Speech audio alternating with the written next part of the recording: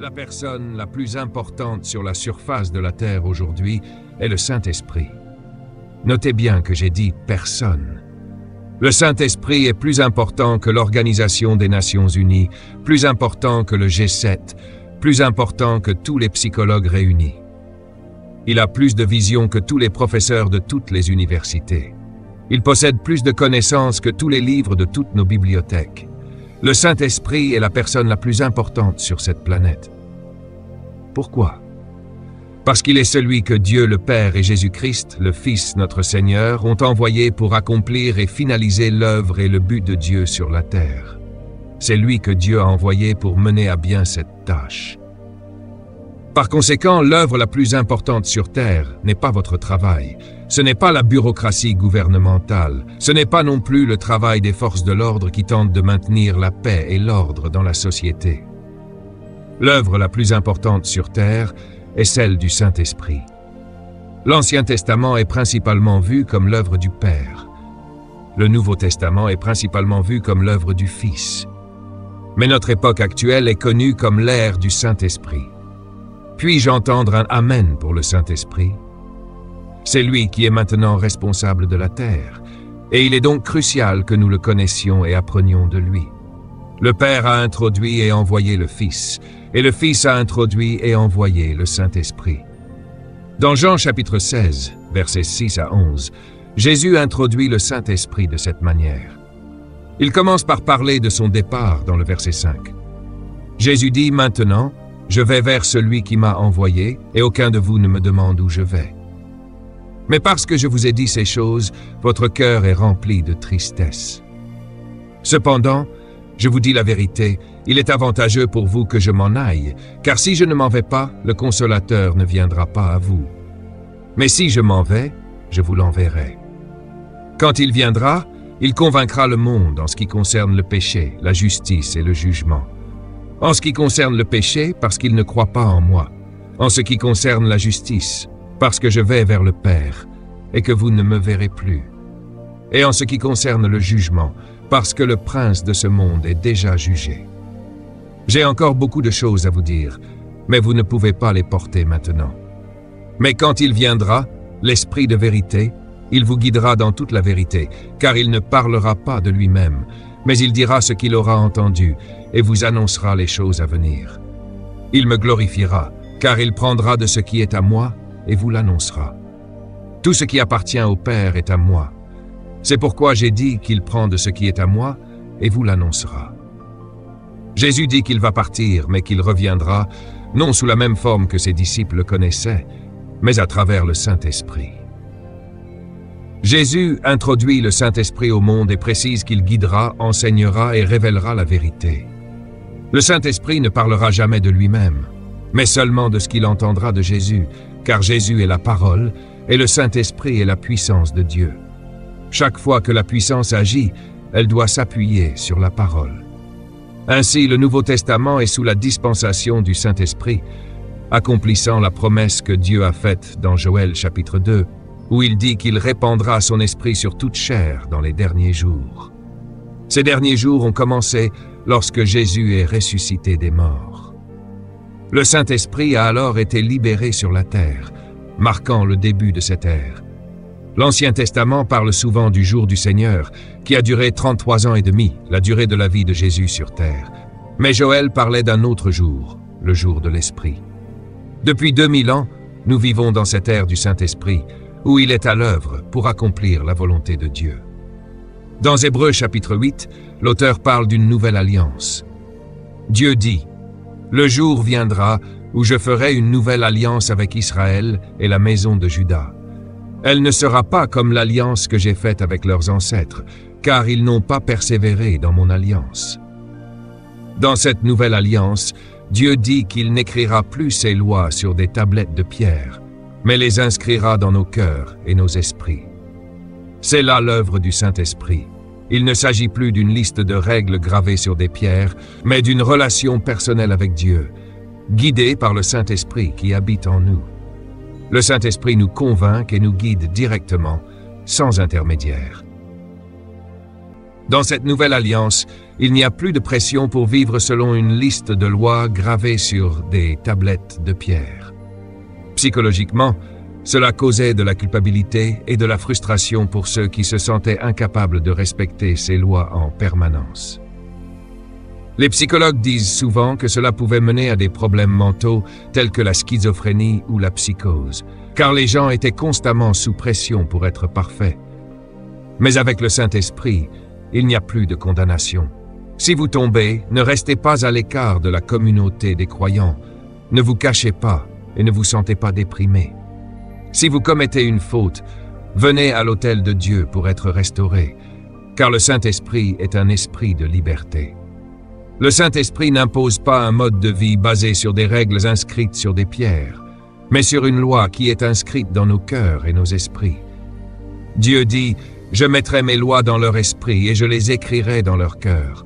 Je serai leur Dieu et ils seront mon peuple. » Ce n'est plus Moïse qui doit transmettre la volonté de Dieu, car le Saint-Esprit nous parle directement, nous convainc de ce qui est juste et nous guide dans la vérité. Dieu n'a plus besoin d'une tablette de pierre pour nous rappeler ses commandements, car il parle maintenant directement à nos esprits et à nos cœurs. Ainsi, nous vivons dans une époque de grâce où le Saint-Esprit nous dirige et nous transforme de l'intérieur, sans la contrainte extérieure des anciennes lois. C'est une relation personnelle avec Dieu, où nous sommes restaurés et renouvelés par l'œuvre du Saint-Esprit, qui est à l'œuvre dans le monde aujourd'hui. En résumé, l'œuvre du Saint-Esprit est la plus importante sur terre aujourd'hui. C'est lui qui accomplit la volonté de Dieu et nous guide dans cette nouvelle alliance, où nous sommes libérés de l'ancienne loi gravée sur la pierre pour vivre selon la loi écrite dans nos cœurs par l'Esprit de Dieu. Dieu est bon. Quand tu fais le mal, tu n'as pas besoin de consulter Moïse. Lorsque tu es tenté, tu vas discerner l'erreur et les trompeurs. Pourquoi? Parce que le Saint-Esprit peut maintenant revenir dans le corps humain et être personnellement ton conseiller. Il peut te dire ce qu'il faut faire ou ne pas faire. Il gravera ses lois dans ton cœur et dans ton esprit. Et je serai leur Dieu. Et ils seront quoi? Mon peuple. Souligne cette déclaration. Dans l'Ancienne Alliance, ils étaient le peuple de Moïse, mais il dit que lorsque le Saint-Esprit viendra, je prendrai la responsabilité personnelle de toi. Cela signifie que lorsque tu tombes, lorsque tu pèches, lorsque tu échoues, Dieu prend la responsabilité de te réparer. Vous feriez mieux de dire Amen, quelqu'un. Tu n'as plus besoin de retourner chez le prêtre pour lui dire toutes tes erreurs. Dieu dit, viens directement à moi, tu es mon enfant. Allons-y, je te guérirai, je te sauverai, je te pardonnerai, là où tu es, même au fond de la salle. Et remercie Dieu, car il t'a pardonné, même quand personne d'autre ne l'a fait. Il t'a pardonné, alléluia. Même si les gens pensent encore que tu es un pécheur, il t'a pardonné. Même s'ils n'ont pas accepté ta confession, il t'a quand même pardonné. Pourquoi? Parce qu'il est ton Dieu, et tu es son peuple. Cela ne regarde personne d'autre. Alléluia. N'es-tu pas heureux que ce soit Dieu qui ait son mot à dire sur toi? Imagine si tu devais être accepté par tes pairs pour te sentir pardonné, tu serais en difficulté. Beaucoup de gens ne se sentent pas bien parce que d'autres ne les acceptent pas, mais Dieu dit que le jour viendra où mon esprit sera en toi et que tu seras mon enfant. Je serai ton père. Et si je dis que tu es pardonné, cela règle la question. Alors, la prochaine fois que quelqu'un te rappelle ton passé, dis-lui d'en parler à mon Père. Verset 11. Plus personne n'enseignera à son voisin. Tout le monde dit que le Saint-Esprit est à l'intérieur maintenant. Plus personne n'enseignera à son voisin ni à son frère en disant « Connaissez le Seigneur ». Frère, il a dit que dans les derniers jours, lorsque l'Esprit viendra, il sera en permanence avec vous. Vous n'aurez plus besoin que quelqu'un vous montre comment vivre ou vous dise quoi faire. C'est pourquoi, quand les gens disent « Il y a beaucoup de chutes dans le corps du Christ », ne blâmez pas le pasteur. La Bible dit que vous n'avez pas besoin que quelqu'un vienne vous dire « Tu sais que tu as péché ». Vous le savez déjà. Beaucoup de gens essayent de mettre la pression sur les prêtres et les pasteurs, mais ces personnes sont responsables d'elles-mêmes. Il a dit dans sa parole, vous n'avez plus besoin que quelqu'un vous enseigne comment vivre. Quand je prêche la parole, Tu es censé la ramener chez toi et la vivre. Je ne vais pas te suivre chez toi pour voir ce que tu fais. Dis quelque chose. Mon travail, c'est de prêcher. Dieu est avec toi et tu sais déjà quand tu fais mal, car le Saint-Esprit t'en avertit. Si tu désobéis au Saint-Esprit, tu ne peux t'en prendre qu'à toi-même. Dites à votre voisin, vérifie-toi toi-même. Alléluia. Il a dit, connaissez le Seigneur. Vous n'avez plus besoin que quelqu'un vous le dise, car ils le connaîtront tous personnellement, du plus petit. Soulignez le mot petit, cela veut dire le plus jeune converti. Vous les jeunes qui venez juste de recevoir le salut, le Saint-Esprit vous parle déjà.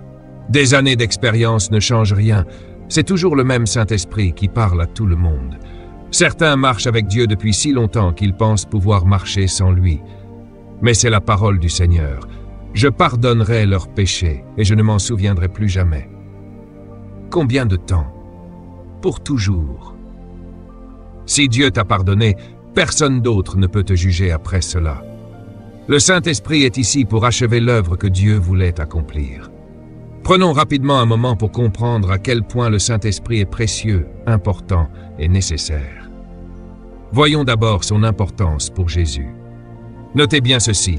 1. Le Saint-Esprit a prophétisé la venue de Jésus. C'était l'Esprit qui annonçait la venue du Messie. Chaque prophète qui a parlé de Jésus était guidé par l'Esprit de Dieu. 2.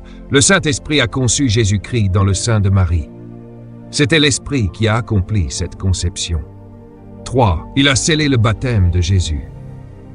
Quand Jésus est sorti de l'eau, l'Esprit Saint est descendu sous la forme d'une colombe et a scellé ce moment. 4. Il a conduit Jésus dans le désert pour être testé. Le Saint-Esprit a joué un rôle essentiel pour s'assurer que Jésus était prêt pour sa mission. 5. Jésus a exercé son ministère par la puissance du Saint-Esprit. Luc chapitre 11 dit que Jésus chassait les démons par le doigt de Dieu, car l'Esprit du Seigneur était sur lui sans mesure. Tout ce que Jésus a fait, il l'a fait par la puissance du Saint-Esprit. Une chose qui a vraiment troublé Jésus, c'est quand les gens ont commencé à dire que l'Esprit Saint était un démon. Jésus savait que la puissance qui sauve un homme, c'est l'Esprit Saint. Si vous pensez que l'Esprit est un démon, vous ne serez jamais sauvés. C'est pourquoi Jésus a appelé cela le péché impardonnable. Numéro 6, sa crucifixion s'est faite dans le Saint-Esprit. Il était sur la croix quand il a crié « Père, ne m'abandonne pas ». Puis la Bible dit qu'il a expiré, ce qui signifie qu'il a libéré l'Esprit. L'Esprit de Dieu était avec lui lors de la crucifixion. Numéro 7, il a été ressuscité par le Saint-Esprit. Romains chapitre 1 verset 4 dit que l'Esprit de Dieu a ressuscité Jésus d'entre les morts. Chaque partie de la vie de Jésus a été orchestrée par le Saint-Esprit. Numéro 8, son ascension s'est faite par le Saint-Esprit. La Bible dit qu'il s'est élevé devant eux, puis a disparu sous leurs yeux. C'est le Saint-Esprit qui l'a fait monter. Numéro 9, Jésus a dit « Je vous enverrai la promesse du Saint-Esprit ».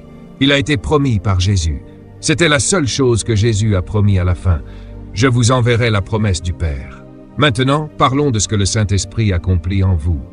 Premièrement, écrivez ceci. Numéro 1. Il régénère le croyant. Cela signifie la nouvelle naissance. De la même manière qu'il a ressuscité Jésus, c'est ainsi qu'il t'a amené à la vie par l'Esprit. Ta naissance est due au Saint-Esprit. Numéro 2. L'Esprit habite dans le croyant. Non seulement il te fait naître, mais il vit en toi. 1 Corinthiens chapitre 6 verset 19 dit que ton corps est le temple du Saint-Esprit. Numéro 3. L'Esprit scelle le croyant. Éphésiens chapitre 1 verset 13 à 14 dit que nous avons été scellés par l'adoption du Saint-Esprit. Il est le sceau de Dieu. En fait, ce mot « sceau » a deux significations en grec. Il signifie qu'il te ferme pour te préserver. Et ensuite, c'est comme une bague de mariage de promesse. Il est également le signe que tu te marieras. Alléluia, il te scelle. Numéro 4. L'Esprit adopte le croyant. 2 Timothée chapitre 2 verset 19 à 21 dit que nous avons été adoptés par l'Esprit de Dieu pour être enfants de Dieu. Il est notre agence d'adoption. Numéro 5. Le Saint-Esprit remplit le croyant. Actes chapitre 2 verset 4, vous connaissez l'histoire. Ils ont été remplis du Saint-Esprit et ils continuent de remplir les gens. Numéro 6. Il est l'auteur des Écritures. La Bible dit dans 2 Pierre chapitre 1 verset 20 et 1 Timothée chapitre 3 verset 16 que toute l'écriture est inspirée par le Saint-Esprit. Dieu a soufflé dans les hommes et ils ont écrit. Numéro 7. Le Saint-Esprit interprète les Écritures. 1 Corinthiens chapitre 2 versets 9 à 14 dit qu'aucun homme ne peut comprendre les choses de Dieu sauf par l'Esprit de Dieu. L'Esprit de Dieu apporte le discernement. Ainsi, l'homme qui n'a pas l'Esprit de Dieu ne peut pas comprendre les choses de Dieu. En d'autres termes, pour comprendre la Bible, tu as besoin du Saint-Esprit. Il y a des gens qui semblent connaître beaucoup de choses sur la Bible, mais ils ne connaissent pas Dieu, et ce sont souvent eux qui argumentent le plus, n'est-ce pas? Ceux qui prétendent connaître la Bible mais ne connaissent pas Dieu sont très argumentatifs. Ils peuvent même prouver que Dieu n'existe pas à partir de la Bible, mais ils ne comprennent pas que tu ne peux pas comprendre si tu n'as pas l'Esprit. Il faut faire attention, car parfois nous aussi, nous lisons la Bible uniquement avec notre esprit, mais le Saint-Esprit apporte la révélation. De nombreuses fois, je regarde l'Écriture et je vois des choses que je n'avais jamais vues auparavant, et tu ne pouvais pas les voir simplement en lisant. Le Saint-Esprit interprète la Bible, il prend l'Écriture et lui donne vie. La Bible dit que la lettre tue, mais l'Esprit donne la vie. Numéro 8. Le Saint-Esprit guide le croyant. Romains chapitre 8, verset 14, Galates chapitre 5, verset 16 et Actes chapitre 8, verset 29 disent que lorsque l'Esprit viendra, il vous guidera dans toute la vérité. Il est un guide pour le croyant. Tu ne dois jamais ignorer la guidance du Saint-Esprit. Il guide d'une manière très aimante, très tendre et parfois de manière très difficile, en criant à l'intérieur de toi. Numéro 9. Le Saint-Esprit oint le croyant. Cela signifie qu'il libère littéralement une puissance habilitante et met à part les croyants pour l'œuvre du Seigneur. Il oint le croyant, et cela est trouvé dans 1 Jean chapitre 2, verset 27.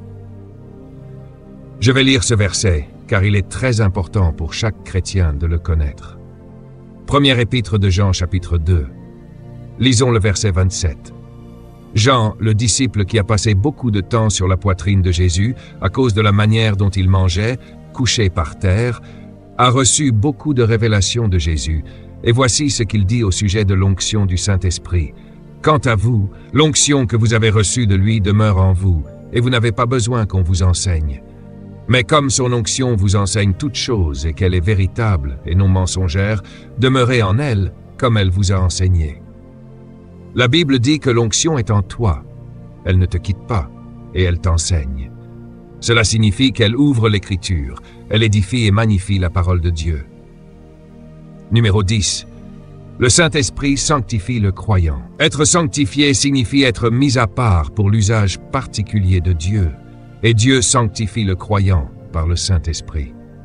1 Pierre chapitre 1, verset 23. Numéro 11. Le Saint-Esprit produit les fruits dans la vie du croyant.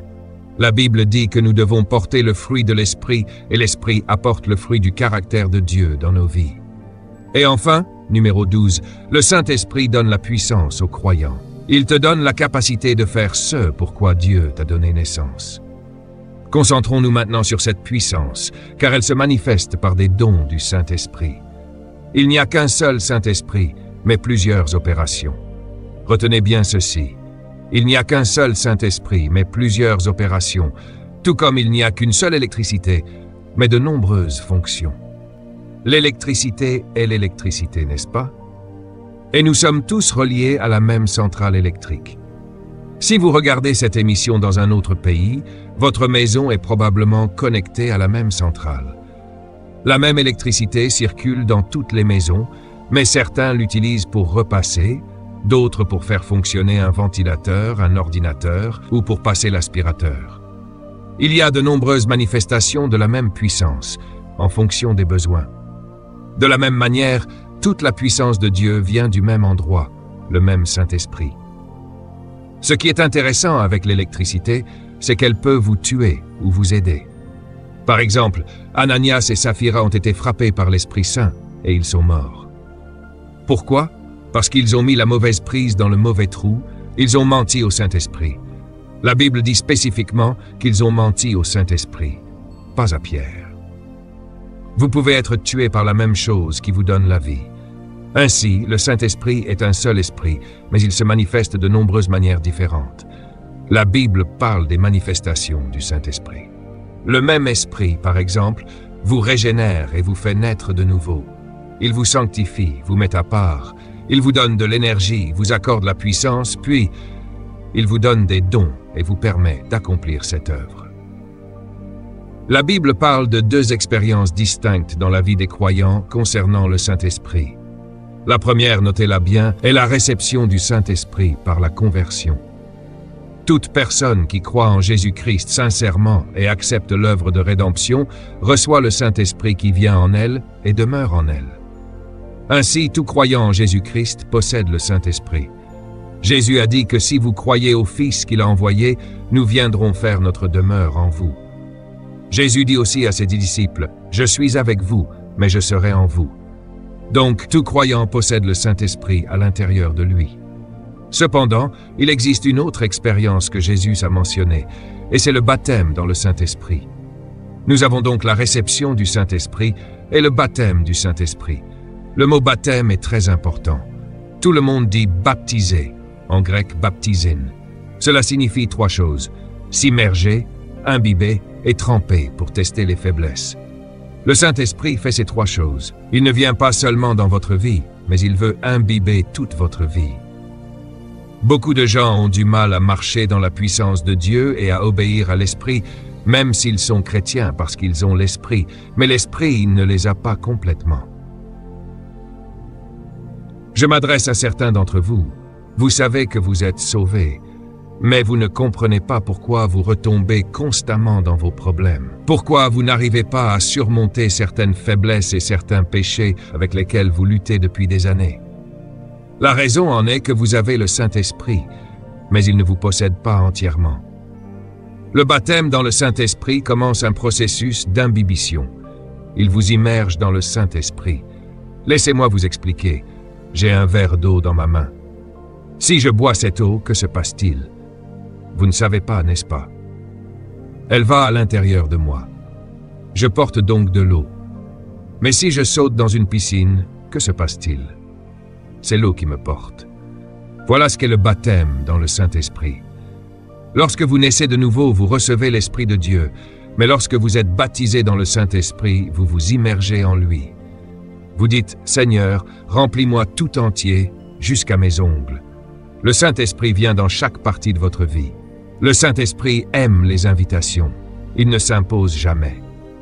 En fait, beaucoup d'entre vous ont seulement le Saint-Esprit à l'intérieur. C'est tout. Il n'a rien d'autre. Il est juste là, à l'intérieur, parce que vous ne l'avez jamais invité à entrer dans certaines parties de votre vie. Pourquoi? Parce qu'il va changer les choses, réorganiser les meubles et jeter certaines choses dehors, et vous aimez bien ce qui est déjà là. Ne souriez pas trop fort. Les gens vous regardent. Vous voyez, nous ne voulons pas qu'il entre dans chaque partie de notre vie parce que nous sommes à l'aise avec certaines choses. Mais laissez-moi vous dire une chose. Ce que vous tolérez ne changera jamais. Tant que vous pouvez supporter une situation, Dieu ne la changera pas. Jusqu'à ce que vous ayez faim de Dieu, je parle de le poursuivre véritablement, pas juste d'une expérience passagère. Si vous voulez la plénitude de l'Esprit, alors vous commencerez à ouvrir ces zones de votre vie où Dieu peut entrer, retirer ce qui ne va pas, réorganiser, démolir. Cela va être difficile pour vous, mais une fois que vous êtes complètement immergé, il commence à vous utiliser pour changer le monde. Le Saint-Esprit ne fait pas que demeurer en nous, il nous baptise. Vous pouvez avoir l'Esprit et ne pas être baptisé dans l'Esprit. Cela veut dire que vous pouvez boire de l'eau, mais ne pas être dans l'eau. Vous pouvez donc avoir de l'eau, mais ne pas être dans l'eau. C'est pourquoi Jésus a fait quelque chose d'intéressant dans le chapitre 21 de Jean. Après sa résurrection, il a rassemblé ses disciples et la Bible dit qu'il a soufflé sur eux et leur a dit « Recevez le Saint-Esprit ». À ce moment-là, ils ont été convertis, ils sont nés de nouveau. Avant la mort de Jésus, le Saint-Esprit ne pouvait pas entrer dans le corps de l'homme, car il fallait une alliance de sang pour résoudre le problème du péché. Jusqu'à ce que Jésus paye le prix sur la croix, le Saint-Esprit ne pouvait pas demeurer en l'homme. Lorsque le sang a été versé sur le calvaire, il a pris les clés de la mort. Le sang a été accepté. Ensuite, la Bible dit que pour la joie qui lui était réservée, il a enduré la croix, méprisant la honte. La joie consistait à nous voir, vous et moi, recevoir ce qu'Adam avait perdu, c'est-à-dire le Saint-Esprit. Voilà donc Jésus qui rend à l'homme ce que l'homme avait perdu, à savoir l'Esprit. Être né de nouveau signifie retrouver ce que votre ancêtre, Adam, avait perdu. Être né de nouveau, c'est se reconnecter avec Dieu. Être né de nouveau, c'est recevoir de nouveau Dieu dans votre vie. C'est pas simplement aller à l'église, mettre son nom sur une liste et s'habiller bien. C'est une expérience personnelle où Dieu revient habiter à l'intérieur de vous. C'est un bon moment pour applaudir. C'est vrai. Je vais vous expliquer pourquoi c'est important. Beaucoup de gens se concentrent tellement sur le comportement chrétien qu'ils oublient la réalité de la présence de Dieu dans leur corps. Dites à votre voisin, « Mon corps est le temple du Saint-Esprit. Il vit en moi et je dois le garder pur. » Maintenant, si vous croyez vraiment cela, feriez-vous certaines des choses que vous faites? Si vous y croyez vraiment, iriez-vous dans certains endroits où vous allez? Si vous croyez vraiment cela, liriez-vous certains livres que vous lisez? Si vous croyez vraiment cela, regarderiez-vous certaines vidéos ou films que vous regardez? Si vous savez que Dieu vit en vous, oseriez-vous transformer ce corps en dépotoir pour n'importe quoi? Cela doit vraiment vous frapper et pénétrer votre esprit que le Saint-Esprit vit dans ce corps. Une de vos phrases préférées devrait être « Je ne peux pas me permettre ça ». Toute tentation, vous devez dire « Je ne peux pas me permettre ça, car je ne suis pas le propriétaire de ce corps. Ce corps appartient à Dieu, c'est sa propriété. » Le Saint-Esprit vit donc en nous, et il est notre conseiller personnel. Laissez-moi maintenant énumérer rapidement comment la puissance du Saint-Esprit se manifeste. Veuillez tourner avec moi dans 1 Corinthiens chapitre 12. Nous avons lu cela plus tôt aujourd'hui, et pour ceux qui nous regardent à la télévision, j'espère que vous avez votre Bible, que vous soyez dans votre chambre d'hôtel ou chez vous, peu importe où vous êtes. Je veux que vous lisiez cela, car c'est très important pour nous tous d'être rappelés à l'ordre et d'être instruits sur la puissance du Saint-Esprit. 1 Corinthiens chapitre 12, très important. Paul fait une déclaration à propos du Saint-Esprit. Il commence par dire ceci. « Frères, en ce qui concerne les dons spirituels, je ne veux pas que vous soyez ignorants. Il est donc possible d'ignorer les dons du Saint-Esprit. Ainsi, les gens qui ne croient pas à la puissance du Saint-Esprit ou qui ne croient pas au baptême du Saint-Esprit, ne vous énervez pas contre eux, d'accord? Ne les combattez pas, d'accord? Ne vous disputez même pas avec eux. S'ils n'y croient pas, aucun problème. Ils ne sont pas les premiers à avoir des difficultés à ce sujet. L'ignorance est l'ignorance. Si vous ne savez pas quelque chose, comment pouvez-vous le savoir? Donc, ne vous fâchez pas contre une personne qui ne sait pas de quoi elle parle. Le Dr Horner, un de nos amis ici et membre de notre ministère, vous devez lire son histoire un jour. Le Dr Horner était un baptiste du Sud, un professeur très strict à l'Université baptiste du Sud. En fait, le Dr Horner était l'un de ceux qui écrivaient un livre contre le baptême dans le Saint-Esprit. Et pendant ses recherches, il était l'un des plus grands érudits grecs des États-Unis. Dans son étude, pour prouver que le baptême n'existe pas, il a été baptisé dans le Saint-Esprit. Il a donc eu un problème. Il s'est mis à parler en langue dans son bureau d'études. Maintenant, il devait aller expliquer au professeur de l'université ce qui lui était arrivé. Pendant des mois, il a dû garder cela secret. Il ne savait pas quoi faire. On lui avait donné une mission pour prouver que cela ne fonctionne pas. Et dans le processus de cette étude, cela lui est arrivé. Comment pouvait-il expliquer cela au conseil d'administration? Eh bien, vous savez, il a perdu son emploi. Mais devinez quoi, dès le lendemain, il a reçu un appel de l'université Oral Roberts. Voulez-vous un poste? Dieu est vraiment génial. Et si vous savez quoi que ce soit à propos de l'université Oral Roberts, dans le principe fondamental de cette école, il est écrit « Cette école est bâtie sur le Saint-Esprit ». Il est donc devenu doyen de l'école des études bibliques, prêchant et enseignant la puissance du baptême dans le Saint-Esprit, parlant en langue, chassant les démons et interprétant les langues. C'est pourquoi il est aujourd'hui un homme plein d'amour et de passion. Si vous ne croyez pas au baptême dans le Saint-Esprit, ce n'est pas grave. D'accord, vous n'avez jamais eu cette expérience, donc occupez-vous de vos affaires. Nous devons comprendre les dons pour pouvoir les apprécier. Regardons maintenant ce verset. Il est dit qu'il y a différentes sortes de dons, mais le même esprit se manifeste de diverses manières. Il y a aussi différents types de services, mais c'est le même Seigneur. Les services ici signifient des ministères pour le même Seigneur. Maintenant, observez la relation entre ces deux déclarations. Différents types de quoi? Dons, mais le même esprit. Le mot pour don ici est charisma en grec, qui signifie l'aptitude de Dieu ou les capacités de Dieu. Dieu donne aux gens des capacités pour accomplir certaines choses. Ensuite, il est dit qu'il y a plusieurs services pour un seul Seigneur. Jésus vous nomme pour un service et le Saint-Esprit vous équipe pour ce service. C'est ainsi que cela fonctionne. Tout ce pour quoi vous êtes né, il vous permet de le faire. Tout ce à quoi vous êtes appelé, il vous équipe pour l'accomplir. C'est pourquoi je dis toujours, ce pourquoi Dieu vous appelle, il le pourvoit. Ce que Dieu exige de vous, il vous le fournit. Il n'attend jamais de vous ce qu'il ne vous a pas donné. Donc, quand Dieu vous dit de faire quelque chose, c'est une indication que vous en êtes capable, car il n'appelle jamais à une tâche sans fournir les moyens. Regardez le verset 7 maintenant. Or, à chacun est donnée la manifestation de l'Esprit pour le bien commun.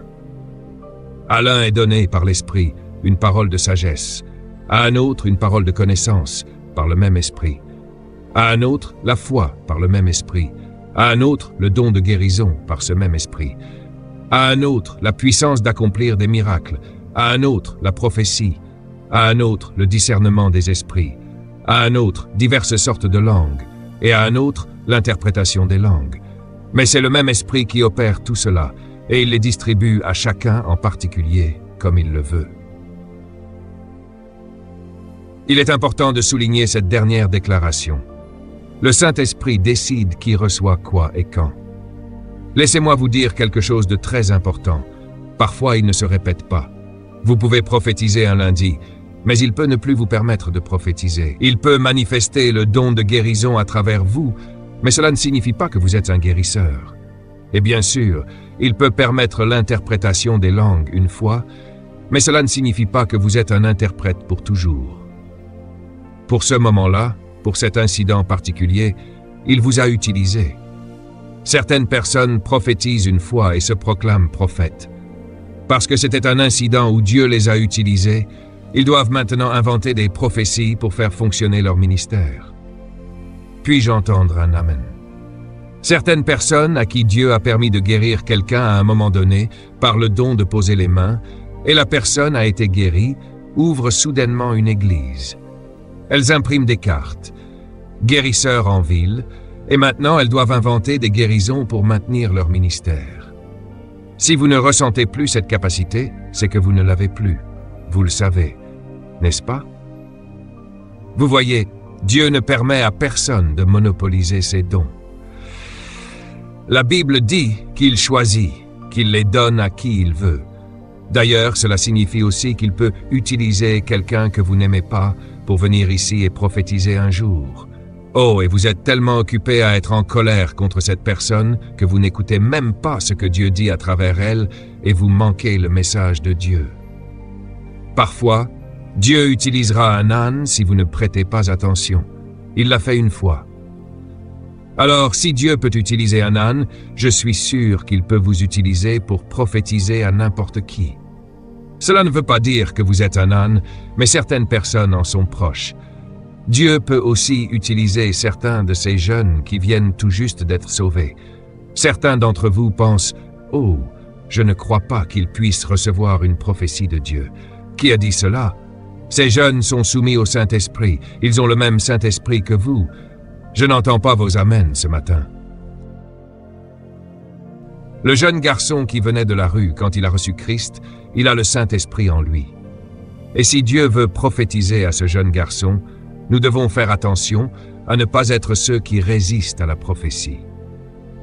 Il y a des vieux saints qui n'ont pas eu de parole du Seigneur depuis 50 ans et qui ne peuvent pas entendre Dieu, tandis que le jeune est si enthousiaste. Oui, Seigneur. Et ils sont prêts. Les vieux disent qu'ils n'ont plus besoin d'entendre Dieu, donc Dieu ne leur parle plus. Non, le Saint-Esprit donne les dons à qui il veut, mais nous devons être très prudents avec ces dons. Nous devons faire attention à promouvoir les actes de Dieu au-dessus de Dieu lui-même. Certaines personnes sont si affamées des langues qu'elles ne veulent pas adorer Jésus qui les donne. Les gens viennent parfois en avant pour prier et disent « Je veux être baptisé ». Mais c'est bien de le faire, louer le Seigneur, et ils restent assis. Je leur dis « Adorez le Seigneur ». Laissez-moi vous dire que la batterie du Saint-Esprit, c'est Jésus se révélant dans l'Esprit.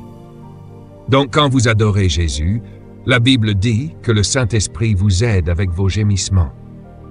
Alors quand vous commencez à adorer Dieu, votre esprit commence à s'élever devant le Seigneur. Il commence à se développer devant le Seigneur et vous commencez à donner gloire, louange et honneur à Dieu. Il arrive un moment où votre langage ne peut plus exprimer ce que vous ressentez et le Saint-Esprit aide vos infirmités. Cela ne vient pas quand vous êtes assis là à attendre que le prédicateur vous donne quelques mots. Là. Non, ça ne fonctionne pas comme ça. En fait, cela est censé se produire parce que vous ne pouvez pas vous en empêcher. Allez, quelqu'un, vous êtes tellement plein de joie et d'adoration. Vous ressentez tellement Jésus, vous lui dites ce que vous ressentez à son égard. En fait, je reçois la faveur du Saint-Esprit juste en le louant. Avez-vous déjà eu cela? C'est comme ça que vous l'obtenez, oui. Vous êtes juste tellement plein de Jésus. Oh Seigneur, je t'aime, ô Dieu. Tout à coup, vous ne savez plus quoi dire. Allez, venez, et il vous aide dans votre faiblesse à exprimer la joie de Dieu. Il vous aide dans votre faiblesse avec des gémissements qui ne peuvent être exprimés par l'Esprit. Alors ne plaçons pas ces actes sur lui. Assurons-nous de nous enthousiasmer davantage pour Jésus que pour ses dons. Si vous vous excitez davantage pour des miracles dans le domaine physique que pour ceux dans le domaine spirituel, l'esprit occidental est tellement dérangé par nos avancées technologiques qu'il faut des occurrences surnaturelles pour éveiller nos esprits, tant chrétiens que païens. Avec le même problème. Nous analysons tout, et si nous pouvons analyser, si nous ne croyons pas que cela fonctionne, le chrétien veut des miracles et la science, n'est-ce pas? Et les païens se tournent vers la sorcellerie et l'occultisme. Ils ont le même problème. Et moi, oubliez votre avion pour Orlando pour aller voir quelque chose, mais mon ami a été pris dans un bus et il va voir quelque chose. Ils veulent voir des fauteuils roulants. Ils veulent voir des gens sortir du lit. Ils veulent voir. La Bible dit que les dons suivront le croyant. Maintenant, je vais vous faire aller à des croisades. Ne vous méprenez pas, je vais vous faire aller à ces réunions. Louez le Seigneur. Remercions Dieu. Nous devons y aller et adorer et nous engager dans le ministère. Mais j'espère que vous y allez pour que votre don soit stimulé, pas pour être diverti. Au lieu de suivre les dons sont censés nous suivre. Mais comme nous avons l'esprit si fatigué, nous avons besoin de voir des choses miraculeuses pour éveiller nos sens. Et les païens font la même chose. C'est pourquoi ils adorent la sorcellerie. Vous savez, beaucoup de nos jeunes s'impliquent dans la sorcellerie parce qu'ils cherchent la même chose. Ils veulent voir quelque chose qui dépasse les ordinateurs. Ils veulent voir quelque chose qui dépasse Game Boy, donc ils rejoignent des sectes, parce que les sectes leur promettent un pouvoir d'une source surnaturelle. Nous devons faire attention à être préoccupés par un désir pour le cosmique. Nous cherchons la percée démoniaque. Les gens jouent et flirtent avec le pouvoir des démons pour stimuler leurs esprits. Ils veulent accéder à un pouvoir qui est plus grand qu'eux. Et ils doivent faire attention à cela. Mon inquiétude est notre accent déplacé sur les manifestations extérieures de l'esprit plutôt que sur notre expérience avec le Christ de cet esprit. Jésus a dit une chose très importante aux gens qui recherchent des signes, et cela se trouve dans Matthieu chapitre 16, versets 1 à 6. Voici ce qu'il dit. Il dit qu'une génération méchante et adultère recherche des signes. Je ne veux pas que vous recherchiez les dons de l'esprit juste pour dire que vous les avez. Nous devons voir les dons de l'Esprit parce que vous en avez besoin. Jésus a clairement dit pourquoi nous en avions besoin. Il a dit aux disciples, après leur avoir soufflé dessus, que leur a-t-il dit? Il leur dit d'aller à Jérusalem, Et d'attendre quoi? Pour le pouvoir. Donc ils avaient le Saint-Esprit, mais ils n'avaient pas encore expérimenté le pouvoir de la personne. Maintenant, lorsque Jésus leur a soufflé dessus, rien n'a été enregistré comme étant manifesté. Il n'y avait pas de pleurs, pas de cris, pas de chants, pas de danse, rien. Il a juste soufflé sur eux. Et d'ailleurs, quand vous êtes sauvés, c'est exactement ce qu'il fait. Il souffle en vous son esprit. Et parfois, il n'y a ni éclair, ni tonnerre, ni tremblement de terre, rien. Vous n'avez même pas l'impression que quelque chose s'est produit. C'est exactement comme ils se sentaient. Il a juste soufflé sur eux et leur a dit « Recevez le Saint-Esprit ». Ils devaient croire ce qu'il a dit. Laissez cela s'enraciner un moment. Quelqu'un vient ici et dit « D'accord, vous voulez recevoir Christ ?» « Oui. » Alors, croyez en lui. « D'accord, je crois. » Maintenant, confessez « Maître, tu es mon Seigneur. » Vous le dites et votre première question est « Je ne ressens rien. » Eh bien, supposons que je m'approche de vous et que je dise « Je viens de recevoir le Saint-Esprit. » Je veux dire que vous devez croire ma parole pour accepter que cela s'est produit. C'est exactement ce que Jésus a fait. Il a juste soufflé sur eux. Ils devaient croire que lorsqu'il a soufflé, l'Esprit est entré. Mais maintenant, alors qu'ils ont l'Esprit, il leur dit « Ne partez pas encore en mission. Allez à Jérusalem et restez-y. Ne partez pas encore dans le monde entier, même si je vous ai dit d'aller dans le monde entier. Ne partez pas encore. Pourquoi ? Jusqu'à ce que vous soyez revêtus de la puissance d'en haut. Et alors, le Saint-Esprit viendra sur vous, et vous serez mes témoins jusqu'aux extrémités de la terre. » Ainsi, Jésus sépare la conversion du baptême. Maintenant, si vous êtes nés de nouveau, louez Dieu. Mais écoutez, vous ne vivrez jamais une vie victorieuse tant que vous ne serez pas baptisés dans le Saint-Esprit. C'est pourquoi cette doctrine fondamentale doit être renforcée.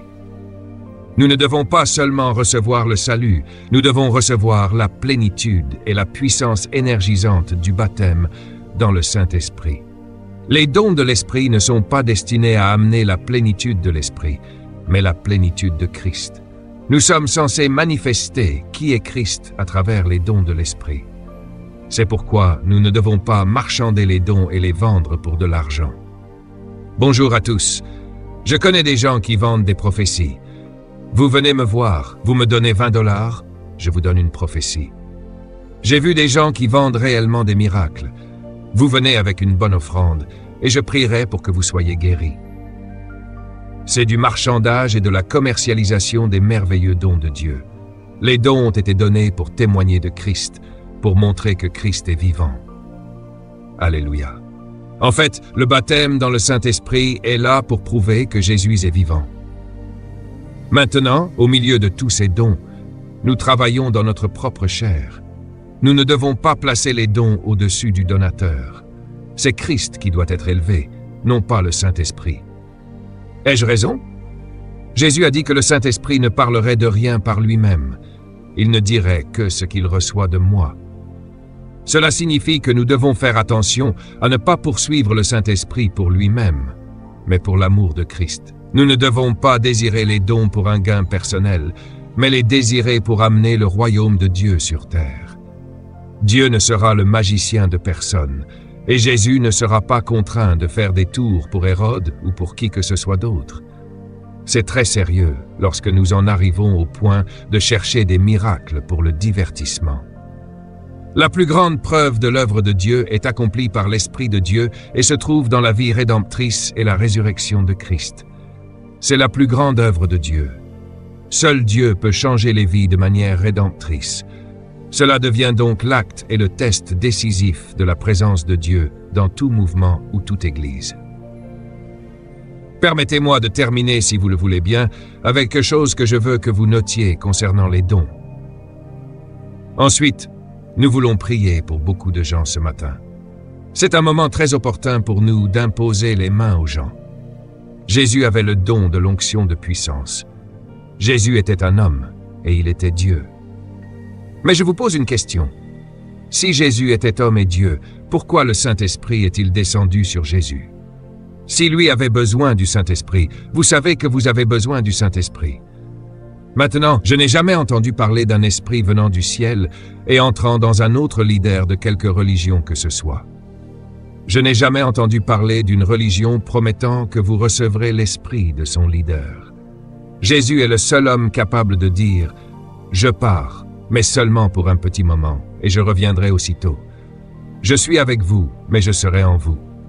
Je serai en vous, je vous guiderai, je vous enseignerai, je discernerai, je ferai des miracles, je prophétiserai, j'enseignerai. » Il dit « Je viens personnellement vivre en vous à travers le Saint-Esprit. » Donc Jésus, lorsqu'il a reçu le Saint-Esprit, laissez-moi vous poser une question. Y a-t-il un quelconque récit d'une action du Saint-Esprit pendant que Christ est sur terre? C'est très intéressant. Quand Christ a commencé son ministère, le Saint-Esprit est venu sur lui, et nous n'entendons plus rien au sujet du Saint-Esprit depuis ce moment-là, rien jusqu'à la résurrection. Ce qui signifie que le Saint-Esprit était enfermé dans un corps appelé Jésus. C'est formidable, mais il y a un problème. Cela signifie que Jésus s'est limité pour que nous puissions devenir illimités. Il est devenu totalement homme, totalement Dieu, et il possédait une double nature. Il était Dieu et homme, mais il accomplissait une œuvre universelle de rédemption. Pour pouvoir nous comprendre, il devait devenir homme, et pour rester en contact avec sa propre nature, il devait rester Dieu. Ces deux aspects sont ce que l'on appelle l'incarnation. Jésus s'est volontairement limité, abandonnant sa puissance et sa gloire originelle, ses richesses éternelles. Il a fait cela pour devenir soumis au temps, à l'espace et à la mort. Il est devenu soumis à la loi.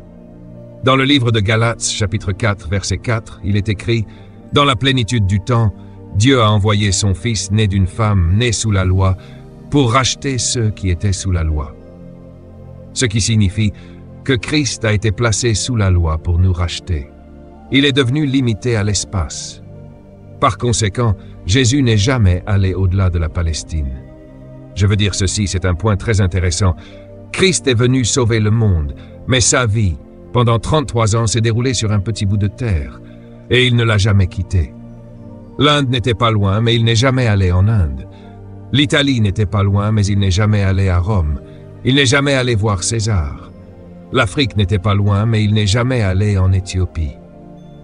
Jésus était limité à un tout petit espace. En fait, voici une grande surprise. Il n'est allé à Jérusalem que 2 fois. Tout son ministère s'est déroulé dans une petite ville appelée Capernaum, qui se trouve juste autour du lac de Galilée. Il est né à Bethléem, a déménagé à Nazareth, et son ministère était centré à Capharnaüm, où il est resté dans une seule région. C'est important. Voici Dieu, victime de l'espace, éternellement piégé dans le présent, l'infini piégé dans la finitude. Tout cela était en une seule fois. Était-ce Dieu piégé à cause de notre nature? Maintenant regarde ceci. Qui fait tout le travail? Ce n'est pas par la force. Venez, ce n'est pas par la puissance, mais par mon esprit, dit le Seigneur. Dites-le encore, ce n'est pas par la force ni par la puissance, mais par mon esprit, dit le Seigneur. Maintenant ici, Marcus va agir en tant que Jésus. Voici Jésus pour l'illustration, et à l'intérieur de lui se trouve le Saint-Esprit. Cela semble amusant, mais il a le Saint-Esprit. La Bible dit qu'il était rempli du Saint-Esprit sans mesure. C'est une déclaration importante. Cela signifie qu'il avait toute la plénitude du Saint-Esprit. C'est pourquoi on n'entendait rien à propos du Saint-Esprit tant que Christ était sur la terre. Cela signifie que l'Esprit qui a créé l'univers était dans un corps. L'Esprit qui a créé Mars, Jupiter, Vénus, la Voie lactée et toutes les galaxies était enfermé dans un corps avec 2 jambes, 2 mains, 2 yeux, et il respirait. Toute cette puissance dans un seul homme. Jésus a dit, « Il est bon pour vous que je parte. » Alléluia. Il a dit, « Je sais que vous m'aimez. Vous aimez que je vous nourrisse avec du poisson et du pain, que je marche sur l'eau, que je guérisse vos proches. Vous aimez que je ressuscite les morts, que je nettoie les lépreux. Vous aimez tout cela, je le sais. Mais il vaut mieux pour vous que je parte. Pourquoi? Parce que si je ne pars pas, le Saint-Esprit ne peut pas venir. Pourquoi? Parce que je l'ai en moi. Le Saint-Esprit était limité dans le temps et dans le corps de Jésus pendant 33 ans et demi. Le Saint-Esprit ne pouvait pas être dans tout Jésus et en même temps marcher à Rome ou ailleurs. C'est pourquoi quand ils l'ont traité de démon, Il a dit que cela était impardonnable, car il parlait du Saint-Esprit. Alléluia! Vous vous êtes déjà demandé pourquoi Jésus ne permettait jamais à un démon de témoigner de lui. Chaque fois qu'un démon disait « Nous savons qui tu es », il leur ordonnait de se taire. Pourquoi? Parce que seul le Saint-Esprit est censé convaincre, pas un esprit démoniaque. Alors voici Jésus piégé dans le temps, l'espace et un corps. Maintenant, écoutez ces mots. Il est mieux pour vous que je m'en aille, et si je pars, des œuvres plus grandes que celles que vous avez vues seront accomplies, car je vais à mon Père. J'ai tout ce dont vous avez besoin, mais si je reste dans ce corps, vous ne pouvez pas le recevoir. Alors c'est mieux pour vous que je parte, que je quitte ce corps, que je monte vers mon Père, et ensuite le Saint-Esprit pourra revenir. Et au lieu d'avoir un corps en un seul endroit, limité à une zone géographique, je pourrais accomplir des œuvres plus grandes, partout, tout le temps, à travers chacun de vous. Aujourd'hui, le Saint-Esprit remplit le corps de Christ. Alléluia. Jésus a donc libéré l'Esprit. C'est pourquoi la Bible dit qu'il a expiré sur la croix, il n'a pas simplement mouru. Le mot grec signifie souffler, libérer. Le Saint-Esprit est maintenant libre. Pourquoi Jésus devait-il mourir avant de libérer l'Esprit? Parce que le sang devait purifier les vaisseaux. Le sang de Jésus-Christ nous purifie de tout péché. Et quand le péché est ôté, nous sommes à nouveau saints. C'est pourquoi le Saint-Esprit peut maintenant entrer dans notre corps purifié et nous garder saints. Le sang de Jésus était un préalable à la libération du Saint-Esprit pour trouver des vaisseaux dans lesquels vivre. Aujourd'hui, nous faisons des œuvres plus grandes en quantité, car Christ peut guérir partout dans le monde, à tout moment. Nous réalisons des œuvres plus grandes, pas en qualité, mais en quantité et en ampleur. Aujourd'hui, Christ peut guérir des gens partout dans le monde, au même moment, simultanément. Il peut prononcer la parole de Dieu partout dans le monde, en même temps. Il peut chasser des démons dans le monde entier, en même temps. Pourquoi? Parce que son corps est devenu si grand qu'il a aujourd'hui environ 1,8 milliard de mains, multipliées par 2. Imaginez combien de mains cela représente. C'est un grand nombre. Alors quand Christ est dans un supermarché, dans un atelier de mécanique, dans le bureau d'un gouverneur ou dans un centre-ville, il est partout, tout le temps, à travers son corps. Le Saint-Esprit est la présence personnelle de Dieu en chacun de nous. Maintenant, le baptême, c'est lorsque le Saint-Esprit est libéré. Jésus souffle sur eux et dit « Recevez le Saint-Esprit ». Alors, qu'a fait Jésus? Il a libéré l'Esprit. C'est pourquoi la Bible dit qu'il a expiré, pas simplement qu'il est mort, il a soufflé. Le mot grec pour expirer signifie « souffler ». Cela veut dire que le Saint-Esprit a été libéré de son corps et maintenant il est partout. Il est entré en eux lorsqu'ils ont reçu le Saint-Esprit. Ensuite, il est dit que le Saint-Esprit est descendu sur eux et qu'ils ont commencé à parler en d'autres langues. Cela signifie que la puissance du Saint-Esprit a été libérée en eux, pas simplement en paroles, mais en puissance. C'est cette même puissance qui nous permet d'accomplir les œuvres de Christ aujourd'hui. Ce n'est pas seulement une question de miracle, mais du travail rédempteur de Christ qui est maintenant en œuvre à travers nous. Il nous permet de vivre une vie victorieuse et de manifester le royaume de Dieu sur la terre. Maintenant, nous sommes le corps de Christ et le Saint-Esprit remplit ce corps pour accomplir des œuvres encore plus grandes. Alléluia. Que Dieu soit glorifié pour la libération de son Esprit en chacun de nous et que nous continuions à être des témoins puissants de Jésus-Christ dans le monde entier.